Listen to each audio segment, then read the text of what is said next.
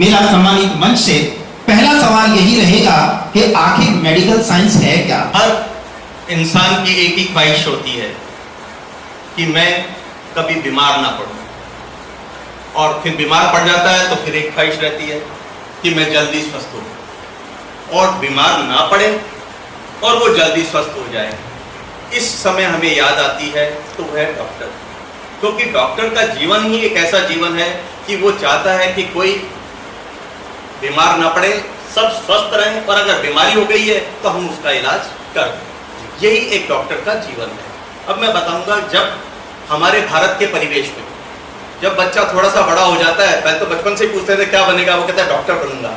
अब आजकल लोग बात डॉक्टर बनने से कई बार नहीं बताते हैं, लेकिन जो बड़ा होता है तो उनके माता पिता की इतनी महत्वाकांक्षा रहती है कि मेरा बच्चा अब डॉक्टर बने, कहता हमारे परिवार का डॉक्टर बने, हमारे गांव का डॉक्टर बने, ताकि वो यहाँ की सेवा कर सके। क्योंकि साहब ये ऐसा पेशा है कि जो पेशा भी है और स्वास्थ्य सेवा का भी है। अगर ये करेंगे तो साहब हमारी 7 पुश्तें भी तर जाएंगी। इसलिए हर आदमी अपने बच्चे को डॉक्टर बनाना चाहता है, क्योंकि ये एक नोबल प्रोफेशन है। पर नोबल प्रोफेशन के साथ ये आपकी पहले सबसे अच्छी ट्रेन डॉक्टर बनने के लिए जाया जा करती थी, ताकि हम स्वास्थ्य के क्षेत्र में, चिकित्सा के क्षेत्र में ऊंची से ऊंची और अच्छी से अच्छी सेवाएं हमारे देश को प्रदान कर सके। इसी कारण से भारत के डॉक्टर यही नहीं पूरे विश्व के अंदर नाम रोशन कर रहे हैं। हुए तो मेडिकल साइंस धीरे धीरे प्रगति करती जा रही है। पहले नब्ज देख के इलाज होता था, उसको हम क्लिनिकल बेस्ड मेडिसिन कहते थे। आजकल हर जो हमारा इलाज है उससे पहले, जैसा भी आपने स्कीम्स की या कोई भी बात करते हैं तो उसमें होता है कि भाई इसका एविडेंस क्या है, अगर डेंगू है तो इसका टेस्ट पॉजिटिव है क्या, अगर स्ट्रेप टाइफस है ये। तो आजकल जो बीमारी है वो एविडेंस बेस्ड मेडिसिन हो गई है। तो मेडिकल साइंस के अंदर डॉक्टरों का जो रुझान है वो क्लिनिकल की जगह क्या हो गया, एविडेंस बेस्ड हो गया।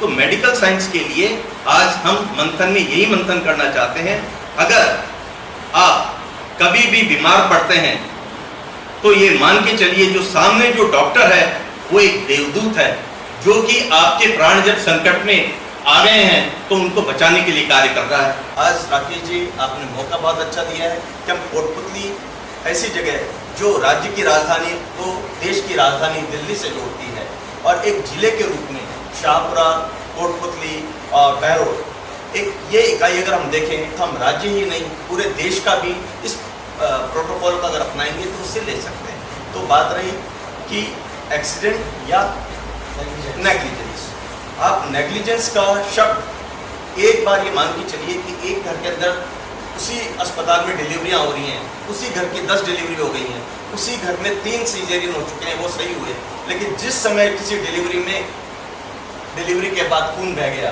या सीजरियन के बाद किसी की डेथ हो गई तो ये कहते हैं फर्स्ट वो नेग्लिजेंस के वो सारी चीज़ आनी शुरू हो जाएंगी। जबकि आप मान के चलिए जिन चीज़ों को हम नेग्लिजेंस कहते हैं वो हमारे यहाँ मोर्टेलिटी रेट कहलाती हैं, और हमारे चिकित्सकों के कारण से ये मोर्टेलिटी रेट घटती रही है। जब बच्चा पैदा होता है और बड़ा होता है तो उसको कहते हैं कि इन्फेंट मोर्टेलिटी रेट ये फिक्स है कि इतने आंकड़े कितनी होती है। पीडियाट्रिक में न्यूमोनिया के केसेस में, डायरिया के केसेस में इतनी मोर्टेलिटी होती है। मैटरनल मोर्टेलिटी डिलीवरीज के बाद होती हैं। तो जब ये डिलीवरीज के बाद ये चीज़ें सब कुछ देने के बावजूद भी होती हैं तो ये नेग्लिजेंस के क्राइटेरिया में नहीं आती हैं, क्योंकि ये उसके परिणाम हैं। अब मान के चलिए जब हार्ट अटैक का मरीज होता है उसको स्टंट लगा दिया जाता है, जब सही हो जाता है तो सब बहुत अच्छा होता है, लेकिन उसका रीऑक्लूजन हो गया तो वो उसमें कॉम्प्लिकेशन है। हम एक छोटी सी बात, क्योंकि आप मंथन के अंदर बात करें तो हम आम जनता के साथ ये मंथन कर रहे हैं, तो आप मान के चलिए सबसे पहले आज हमारे पास मरीज आके कहता है डॉक्टर साहब दवाई लिखवा से पहले ये देख लीजिए मैंने ये चीज़ से एलर्जी है, मेरे को पैरासीटामोल से एलर्जी है। मतलब आप ये मान के चलिए कि कोई भी जो दवा है हम दे रहे हैं, अगर वो डोज से कई बार ज़्यादा कम दी जाए तो या उस दवाई से भी रिएक्शन हो सकता है। पहले हमने कई अस्पतालों में ऐसा देखा है कि इंजेक्शन पेनिसिलिन लगाया और मरीज की डेथ हो गई, वो उसका कॉम्प्लिकेशन है कि अर्ध ही हो जाएगा, उसके लिए दोषारोपित किसको कर रहे हैं, डॉक्टर को कर रहे हैं, किसने नेग्लिजेंस कर दिया, जबकि उसने उसको टेस्ट किया। तो आप मान के चलिए चाहे दवा की बात हो, चाहे किसी प्रोसीजर की बात हो, चाहे किसी ऑपरेशन की, हम जैसे ट्यूबेक्टमी ऑपरेशन है, फैमिली प्लानिंग के ऑपरेशन है, आप पूरे देश के डाटा उठा के देखिए कि उनके फेलियर रेट कितनी है। तो ये जो चीज़ें हैं उसके कॉम्प्लिकेशंस हैं, जबकि आप उनको नेग्लिजेंस में कन्वर्ट कर रहे हैं। एक बात मंथन के माध्यम से मैं कहना चाहेंगे, एक डॉक्टर जो पूरा ट्रेंड होकर काम करता है तो आप उसको क्रिमिनल नेग्लिजेंस में नहीं ले जा सकते। और इसीलिए जब अभी आईपीसी से बीएनएस में भी कन्वर्ट हुआ था तो किसी एक बात में थी, तो सभी समुदाय ने जोर दिया था कि क्रिमिनल नेग्लिजेंस भी नहीं हो सकती। अभी हम इसके अंदर बात करेंगे दूसरी, कि अगर आज सब कुछ होते हुए भी किसी की डेथ हो गई है तो आम जनता क्या करे? जनता ये सोच रही है कि ये सब अपनी बात करें। अगर आप मान के चलिए, हमेशा बचाया नहीं जा सकता, हर चीज की एक उम्र होती है। किसी चीज का इलाज करते हैं, आप देखो मीटिंग करते करते भी कई बार हम देखते हैं कि उसको कार्डियक अरेस्ट होता है, वो बात कर रहा था और वो खाना खाते करते मर जाता है। तो इन सब परिस्थितियों को हम नेग्लिजेंस से केवल लापरवाही का जामा नहीं बना, ये सब एक्सीडेंट या इंसिडेंसेस हैं। इसमें अब आम जनता क्या कर सकती है, उसकी बात करेंगे। आम जनता को अगर ऐसा लगा कि इसकी ये डेथ हुई है, तो आप मान के चलिए कि जैसे अस्पताल में कभी अगर डेथ हो जाएगी तो अस्पताल की ड्यूटी होती है कि वो पुलिस को इन्फॉर्म करता है कि साहब हमारे अस्पताल में डेथ हो गई है, अब आप इसका पोस्टमार्टम करवाओ, ताकि इसका कारण पता चले और उसके न्याय मिल सके। तो जब अस्पताल में होगा तो हम इस प्रकार से कर रहे हैं। अगर कहीं वैसा होता है, आपको लगता है पुलिस के अंदर कंप्लेंट करें, तो वहाँ से क्या होगा, जो उस जिले का अधिकारी होगा या मेडिकल कॉलेज के जो लोग हैं वो उसके लिए एक बोर्ड गठित कर देते हैं और आपकी जो है पोस्टमार्टम होती है अंडर वीडियोग्राफी। तो वीडियोग्राफी से आपको सब चीज होता है। अगर उसके अंदर ये पता चल जाए कि भाई इसके अंदर नॉर्मल है तो कुछ नहीं होगा, अगर एबनॉर्मलिटी है तो सिविल केसेस के अंदर ये होता है। आजकल सारे डॉक्टर्स जो है प्रोफेशनल इंडेमनिटी खुद की करा के रखते हैं, अस्पताल की करा के रखते हैं। अगर ऐसा लगा कि किसी भी प्रकार से उनके साथ न्याय नहीं हुआ है तो उसका मुआवजा उनको अवश्य मिलेगा। लेकिन वो धरना प्रदर्शन से अस्पताल के अंदर जब ये इस प्रकार की घटना करते हैं, मैं आपके माध्यम से एक बात कहना चाहूँगा, एक अस्पताल है जिसपे एक मरीज के साथ कैजुअलिटी हो गई है, अब वहाँ पे धरना प्रदर्शन हो रहा है, उसके अंदर 50 मरीज थे, उन 49 मरीजों के स्वास्थ्य की जिम्मेदारी कौन ले रहा है? वो लोग जो एक किसी कैजुअलिटी के कारण से उसकी जिम्मेदारी डॉक्टर पे डाल रहे हैं। उन 49 मरीजों की जान अगर उस समय चल जाएगी, उसकी जिम्मेदारी कौन लेने को तैयार है? क्या वो मरीज के साथ वाले, क्या ये प्रशासन, या ये कानून?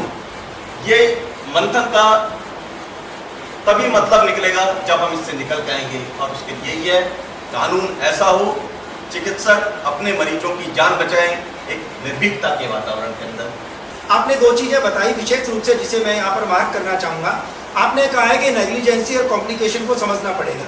कुछ चीज़ें कॉम्प्लिकेशन के दौरान पैदा होती हैं, उसे हम नेग्लिजेंस नहीं कह सकते।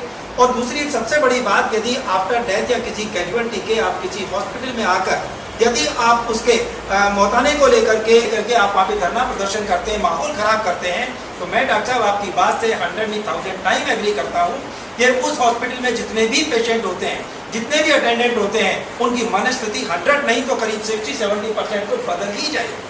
वो भी ये सोचेंगे कहीं हमारे साथ ऐसा ना हो जाए। पहले ऐसा होता था कि जी कोई कैजुअलिटी होती थी तो भी पता नहीं होता था, उसे एक जनरल स्ट्रेचर पे लेके चलाया जाता था, किसी को ये नहीं पता लगता था कोई डेथ हो गई। आज यदि इस तरह का माहौल पब्लिक में क्रिएट होगा तो किसी ना किसी दिन हर एक हॉस्पिटल में, ऐसा कोई हॉस्पिटल नहीं है जिसमें कोई डेथ नहीं हुई हो, यदि इस तरह से और माहौल खराब करेंगे तो उसकी जिम्मेदारी कौन लेगा? जैसा कि डॉक्टर साहब ने कहा है, उस ड्यूरेशन में या उसके अगले 2 या 3 दिन में यदि किसी का बीपी बढ़ता है, यदि उसका कोई कॉम्प्लिकेशन हो जाता है जिसकी आपने कोई फीस नहीं दी, जिसका कोई कमिटमेंट नहीं था, जो पार्ट ऑफ उपचार नहीं था, उसके लिए कौन जिम्मेदार होगा? ये मंथन का एक पीक पॉइंट था जिसके अंतर्गत डॉक्टर साहब ने बड़ी बेबाकी से इस बात को रखा है। और हमें आवाम के साथ ये बातें अपनी चर्चाओं में रखनी पड़ेंगी, साझा करनी पड़ेंगी कि कॉम्प्लिकेशन को नेग्लिजेंसी का नाम देकर, उसे एक्सीडेंट या क्रिमिनल एक्सीडेंट का नाम देकर यदि हम इस प्रोफेशन को बदनाम करते हैं तो संभवतः हमारा जीवन बहुत लंबे समय तक सुरक्षित रहने वाला नहीं है।